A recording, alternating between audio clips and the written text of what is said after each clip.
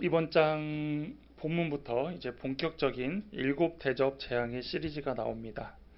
그래서 이 재앙을 마지막으로 이제 세상을 향한 하나님의 모든 심판이 끝납니다. 그래서 그러니까 이게 시간적으로 이제 일어난 심판이 아니라 이제 성경에서 나오는 다양한 심판들이 있지 않습니까? 이제 구약에 제일 먼저 나왔던 뭐 노아의 홍수부터 했을 때 이 하나님의 심판을 봤을 때 이제 계시록에 나오는 이 대접의 심판이 이제 마지막 심판, 이 이후에는 이제 심판 이야기가 나오지 않는다라는 의미입니다.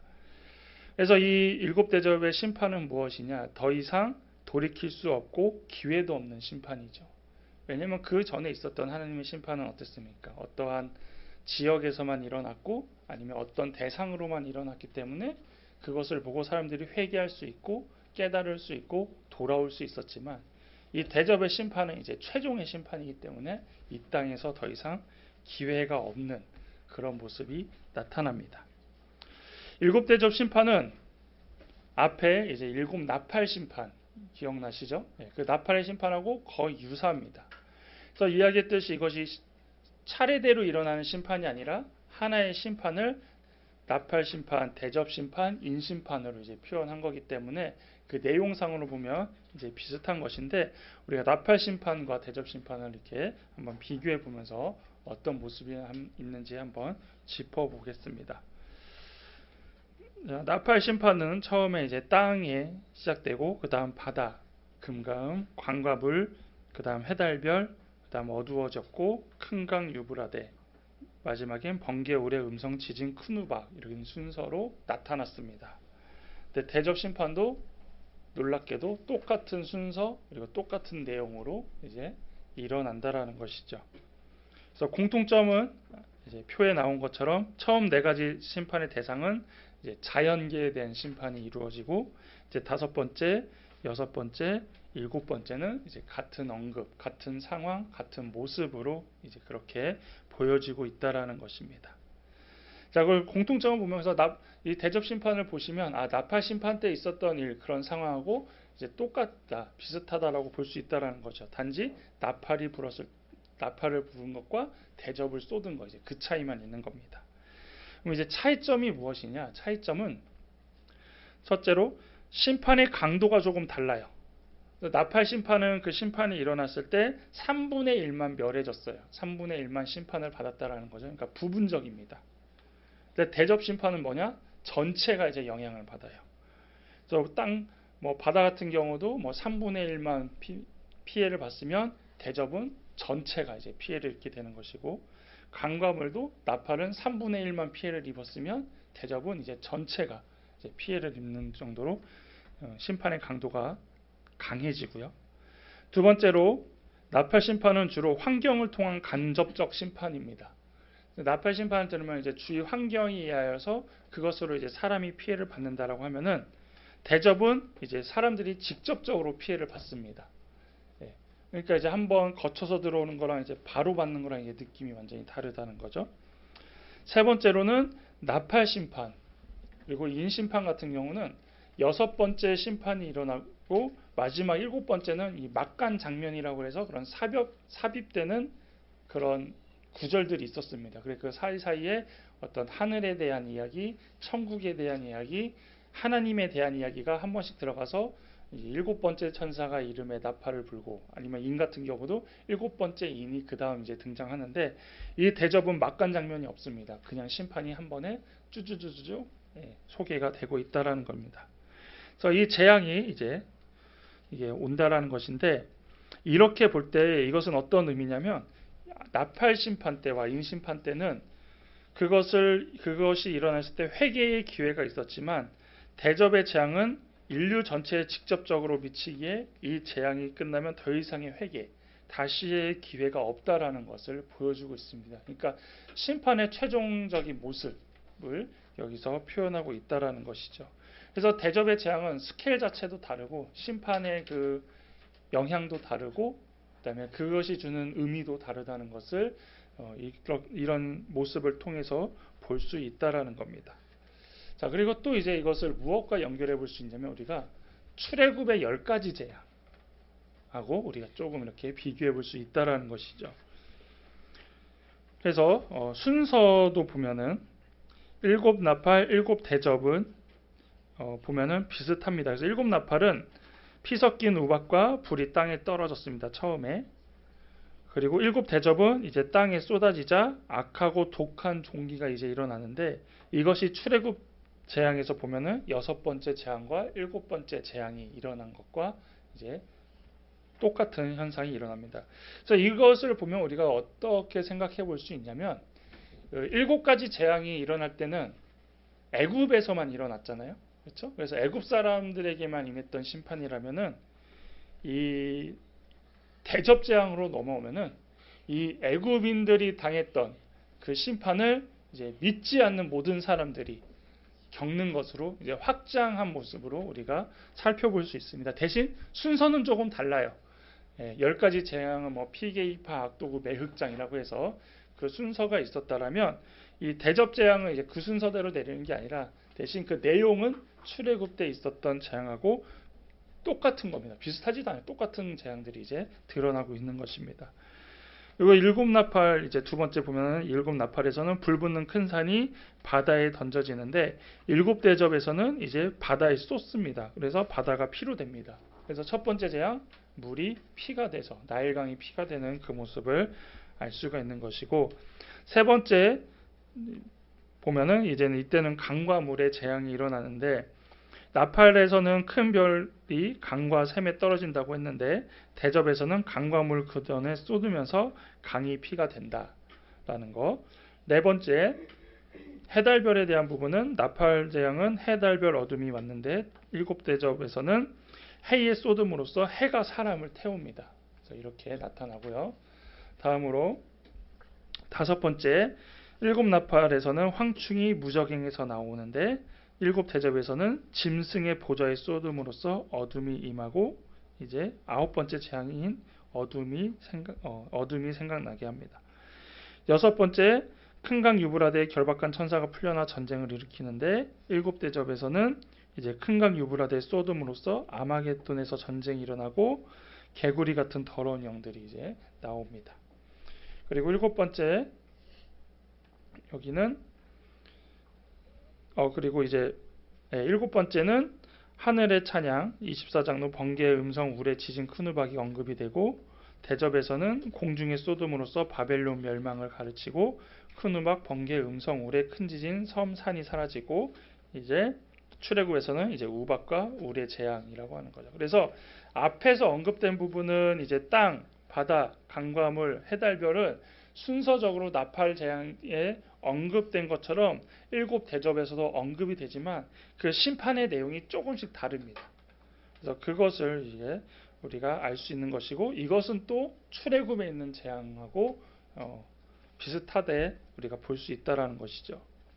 자, 그래서 이렇게 계시록에 있는 이 나팔 재앙과 대접 재앙이 유사하고 또 차이 있는 거, 그리고 이게 또 출애굽에 있는 10가지 재앙하고도 유사하고 차이가 있는 것은, 이스라엘을 출애굽으로 구원하셨던 하나님께서 마지막 때에 동일하신 구원의 하나님으로 역사하심을 보여주는 것, 동시에 애굽의 재앙을 똑같이 내리지 않고 그 가운데 일부를 자유롭게 선택하여 역사하시는 하나님을 보여줍니다. 그러니까 마지막 재앙을 어떻게 우리가 이해할 수 있냐면, 어떻게 보면은 출애굽에 내렸던 10가지 재앙이 마지막에는 확대되어져서 온 세계에 이루어진다라고 이해하시면 된다라는 거예요.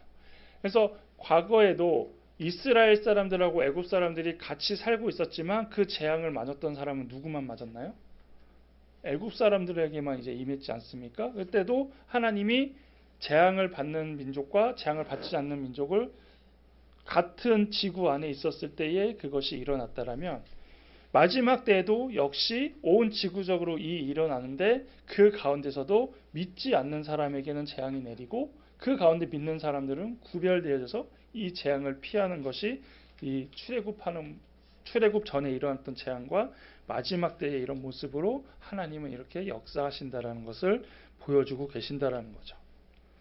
자, 그래서 이제 하나씩 이렇게 짚어서 이제 넘어가면은, 이제 선판이 성전에서 나오는 큰 음성으로부터 시작이 됩니다. 그래서 1절에 또 내가 들으니 성전에서 큰 음성이 나서 일곱 천사에게 말하되 너희는 가서 하나님의 진노의 일곱 대접을 땅에 쏟으라 하더라 라고 해서 성전은 하나님의 영광이 연기로 가득 차 누구도 들어갈 수 없는 상태입니다.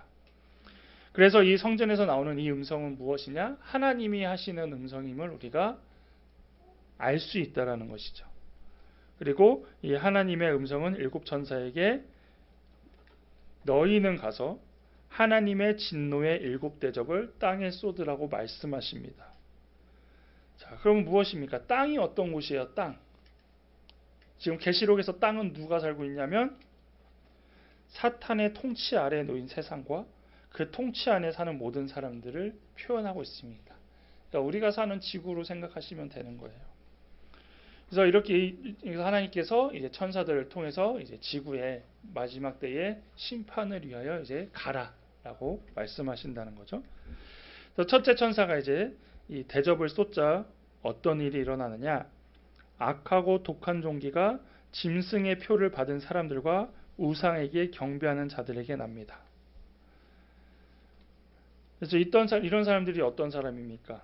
결국 사탄의 수를 받은 사람들, 앞에 짐승의 표를 받은 666, 이 사람들이 이제 의미하는 거죠.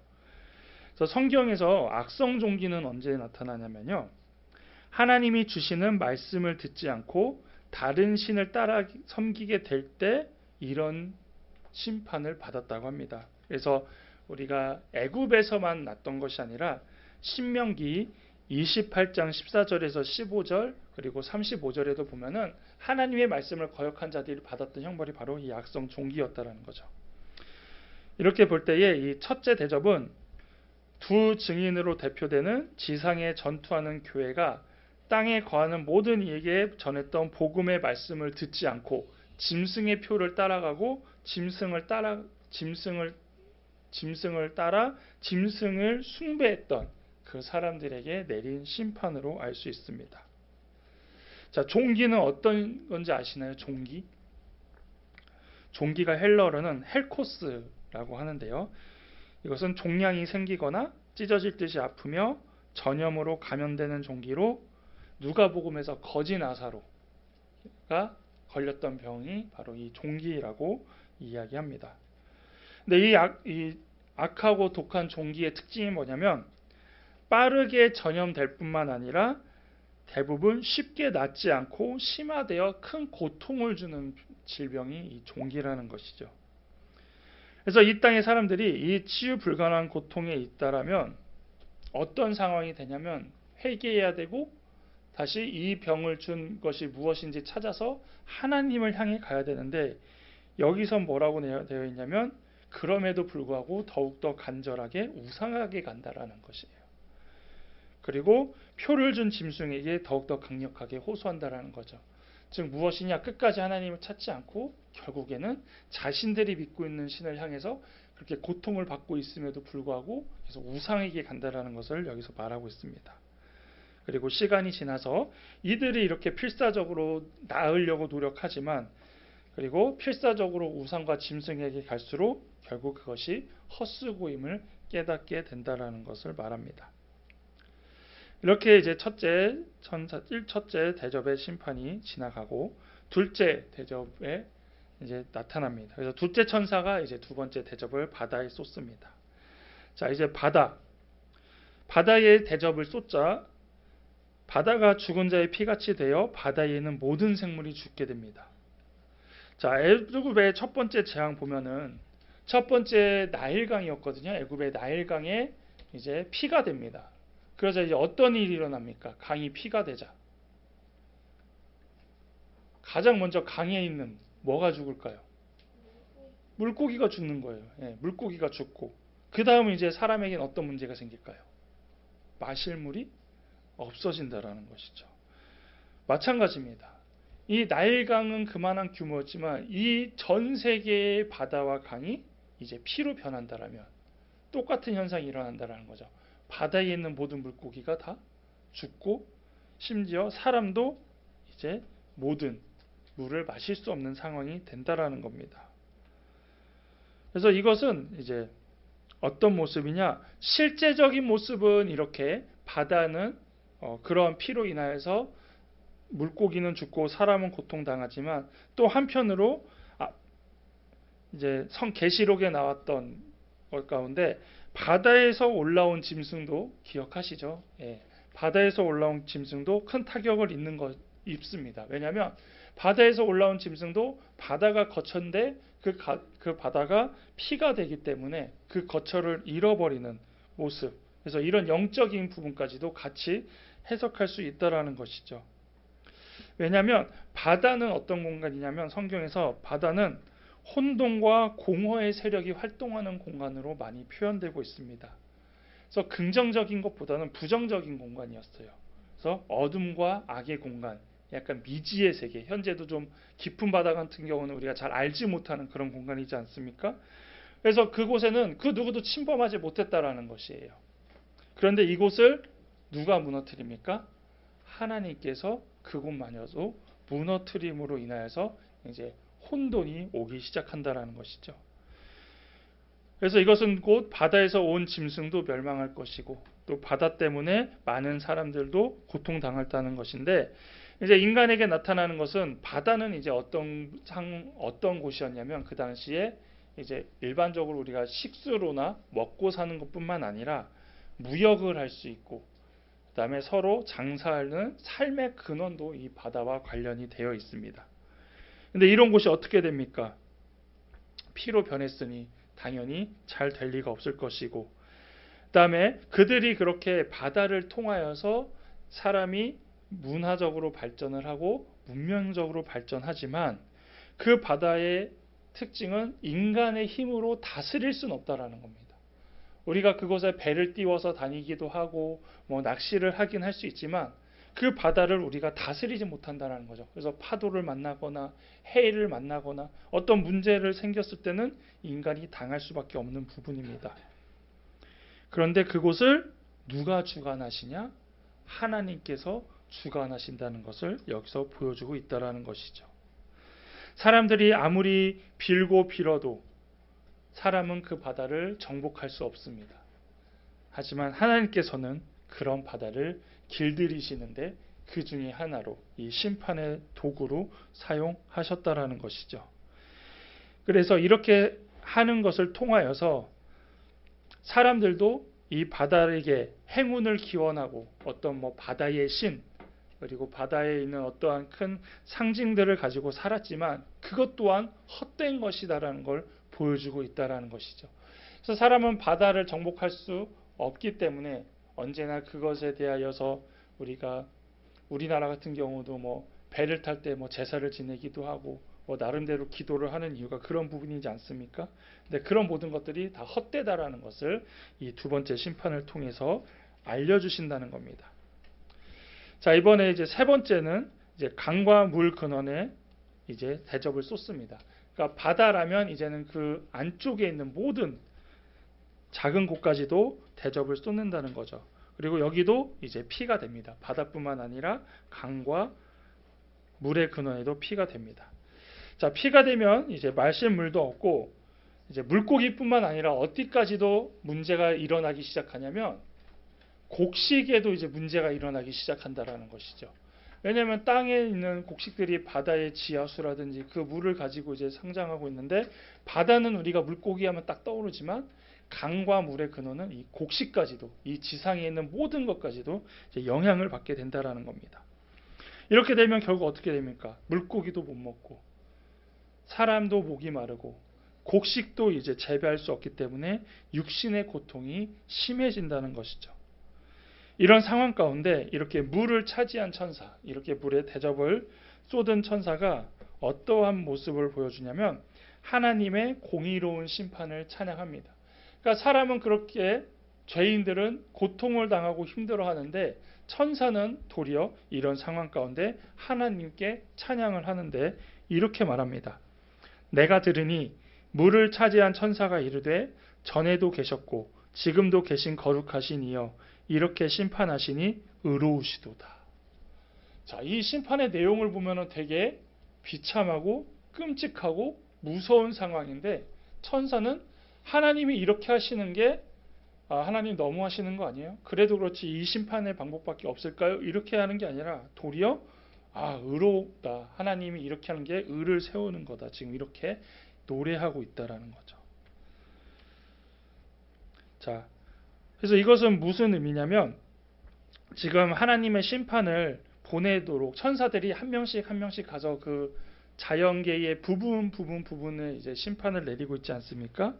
그래서 이것이 하나님께서 잘하고 계신다라는 것을 말하고 있는데 7장 1절에서는 바람을 다스리는 천사가 14장 18절에는 불을 다스리는 천사가 그리고 여기서는 물을 다스리는 천사가 나옴으로써 이제 하나님의 그 활동이 전혀 문제되지 않고 도리어 이것이 공의로운 모습, 당연한 모습이라고 이야기를 하는 것이고 여기서 이제 어떻게 표현을 하냐면 이 부분이 나옵니다. 그동안 하나님을 삼중적으로 부를 때는 이제도 계시고 전에도 계셨고 장차 오시리라는 표현을 했습니다. 기억나시죠? 그런데 여기서 천사는 뭐라고 얘기하냐면 전에도 계셨고 지금도 계신 거룩하신 이라고 이제 하나님을 표현하고 있습니다. 자, 이건 무슨 이야기입니까? 그동안은 이제도 계시고 전에도 계셨고 장차 오실이라는 것은 이제 하나님에 대한 그런 미래적인 부분들을 기대하면서 천사가 표현을 했다라면 지금 이 심판은 최종적인 마지막인 모습이기 때문에 이제 현재형이 된 것입니다. 그래서 장차 오실 미래가 지금 이제 이루어진 것이고 지금 그 하나님이 나타내고 있고 보여지고 있기 때문에 여기서는 전에도 계셨고 지금도 계신이라고 해서 현재형으로 끝나고 이제 미래형인 장차 오시리가 빠지고 거룩하신 이로 이제 하나님을 표현하고 있는데 이것은 무슨 얘기냐면 지금 하나님이 하시는 이 행동이 바로 공의로운 행동, 즉 거룩하신 모습으로 하나님이 하고 계신다라는 것을 천사는 여기서 말하고 있다라는 것이죠. 그래서 그렇다면은 우리 입장에서는 이해가 되질 않아요. 이거 자체도. 하나님이 아무리 모든 것을 창조하시지만 그런 심판의 모습을 가지고 천사가 공의롭다니 거룩하다니 이렇게 표현할 때에 우리는 약간 갸우뚱거리고 과연 이것을 동감할 수 있을까라고 생각할 수 있는데 자, 천사가 이제 이야기합니다. 왜 하나님의 이런 심판의 모습, 이 상황이 공의롭고 거룩하신지 6절에 표현하고 있습니다. 그들이 성도들과 선지자들의 피를 흘렸으므로 그들에게 피를 마시게 하신 것이 합당하나이다 하더라 라고 말하고 있는 것이죠.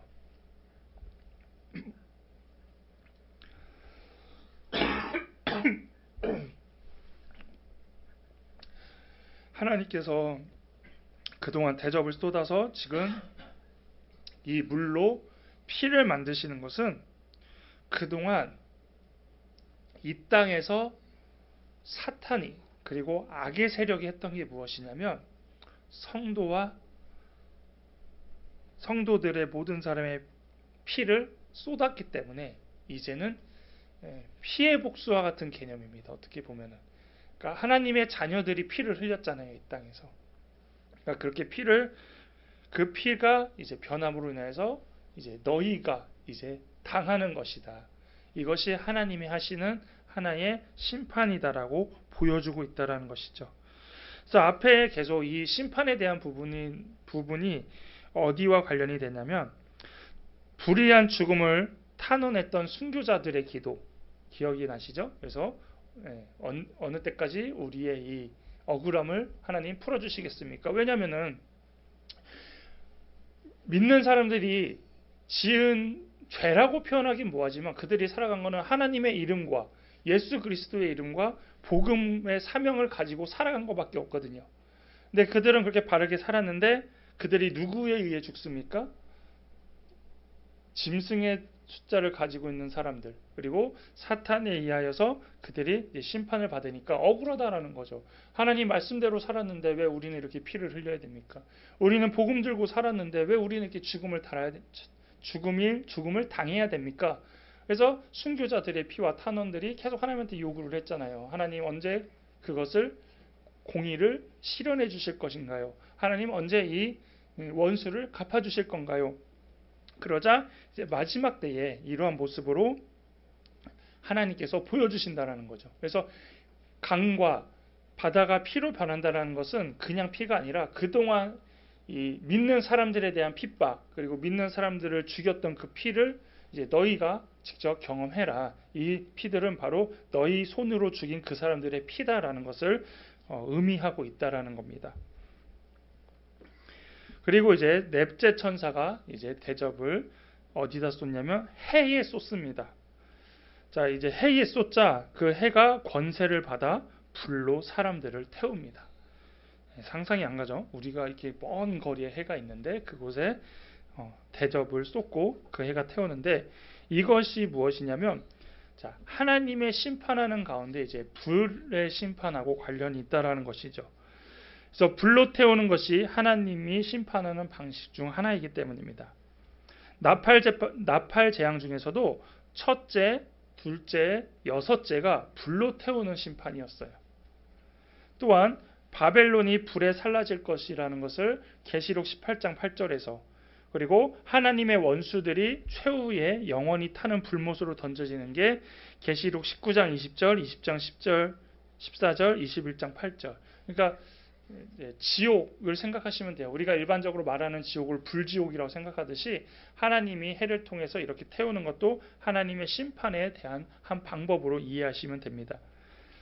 그래서 네 번째 대접은 어떻게 보면은 최종 심판을 앞두고 마지막 경고와도 같다라는 것이죠. 과거에도 하나님께서는 최종 심판을 앞두고 항상 경고를 하셨습니다. 그래서 우리도 이 땅 가운데 살아갈 때에 세례 요한이나 예수님도 항상 뭘 먼저 얘기하셨냐면은 심판 전에 회개하라라고 먼저 말씀을 하셨던 게 그 부분이죠. 기회를 주신다라는 거예요. 한 번 정도 알게 하고 깨닫게 하셔서 기회를 주시고 그 다음 이제 인간이 선택할 때에 하나님을 선택하지 않을 때 그거에 산응하는 벌을 주시는 것이고 그것을 듣고 회개하고 돌아오면은 그에 따라서 다시 하나님께서는 사랑으로 품어주신다라는 것처럼 이 심판 과정에서도 우리가 봤을 때는 그냥 큰 심판들이 일어나는 것 같지만 이 네 번째 심판은 경고의 의미도 함께 들어있다라는 것입니다. 그래서 두 증인을 거부하고 여기서 두 증인은 무엇입니까? 교회를 얘기하는 겁니다. 교회가 계속 복음을 전했지만 그것들을 거부하고 또한 남은 자들은 또 큰 지지들을 향해서도 경고하셨고 이들은 두려워하여 이제 하나님께 돌아오든지 아니면 반대로 우상에게 계속 가든지 그런 모습이 반복되고 있다는 것이죠. 그런데 오늘은 또 어떤 모습이 일어나냐? 크게 태움을 입은 사람들이 또 이런 경고 가운데서도 회개를 하지 않습니다. 도리어 어떤 이름으로 나타나느냐? 하나님의 이름을 비방한다는 것으로 말하고 있습니다. 또한 회개하지 않고 태움으로 인한 재앙으로 인해 고통받으면서도 하나님이 아닌 짐승 혹은 다른 대상을 하나님으로 부르고 경배함으로 적그리스도인 활동에 동참하고 있다는 것이죠. 이런 모습을 보면은 글쎄요, 마지막 때가 되면 우리에게는 소망이 생기는지 절망이 생기는지 이제 고민하게 된다라는 거예요. 마지막 때가 될수록 더욱더 복음이 전파되어져서 하나님의 나라가 확장된다라는 것도 예수님이 말씀을 하셨는데 또 이 심판의 모습을 보면 어떻습니까? 복음을 들음에도 불구하고 도리어 하나님을 비방하고 예수님을 믿지 아니하고 점점 더 그들은 더 하나님과 멀어지는 모습으로 살아가는 모습을 볼 때 과연 마지막 때에는 하나님을 믿는 사람들이 많아지는 것인지 아니면 하나님을 떠나는 사람이 더 많아지는 것인지 그거를 잘 알 수 없다라는 것이죠. 그럼에도 이렇게 하나님께서는 계시록을 통해서 이 재앙들을 통해서 말씀하시는 것은 무엇이냐면 하나님께서는 자비로우시고 노하기를 더디하시지만 결코 악을 모른 척하고 지나가지 않으신다라는 겁니다. 즉 믿는 우리는 마지막 때에 믿음의 사람이 많아질 것이냐 아니면 믿지 않는 사람들이 많아질 것이냐 이것에 대한 관심을 갖는 게 아니라 현재 우리 스스로가 하나님 앞에 온전히 서 있어야 된다는 것이고 그럼에도 우리가 신앙적으로 어려움을 당하거나 아니면 예수님을 믿는 것에 대하여 어려움을 당할 때에 그것을 우리가 책임지려고 할 필요가 없다라는 것이에요. 그것은 누가 책임을 지신다? 하나님께서 하신다는 것입니다. 그래서 하나님께서 현재도 세상의 우상과 불의를 오랫동안 참고 계시며 많은 사람들이 회개하고 예수 그리스도께 돌아오기를 기다리고 계신다는 것이죠. 실제로 구약에서는 어떠한 일이 일어났습니까? 하나님께서 심판하실 때 바로바로 심판하실 수 있거든요. 그래서 어쩔 때는 우리도 그런 모습을 상상할 수 있다는 것이에요. 하나님의 심판이 즉각적으로 일어난다라면은 다 하나님을 믿을 텐데라고 생각하는데, 지금 이 심판을 보면서 뭘 알려주십니까? 하나님이 즉각 심판을 해도, 마지막 심판을 해도 하나님께 돌아오지 않는다라는 거예요. 도리어 하나님을 비방하고 하나님을 떠나는 사람은 여전히 하나님과 멀어질 것이다. 이런 모습이 있기 때문에 하나님도 즉각 심판을 안 하시는 모습을 여기서도 볼 수 있는 것이고, 그럼에도 그 가운데서 다 안 돌아오는 것이 아니라 한 명이라도 더 돌아오는 사람이 있기 때문에 그때까지도 계속 예수님은 기회를 주시고 인내하고 계신다라는 것이죠. 하나님의 심판은 다가오고 있습니다. 그렇다면 우리는 무엇을 하고 있을까요? 우리는 구원받은 자들로서 이 심판을 기다릴 수도 있어요. 왜냐?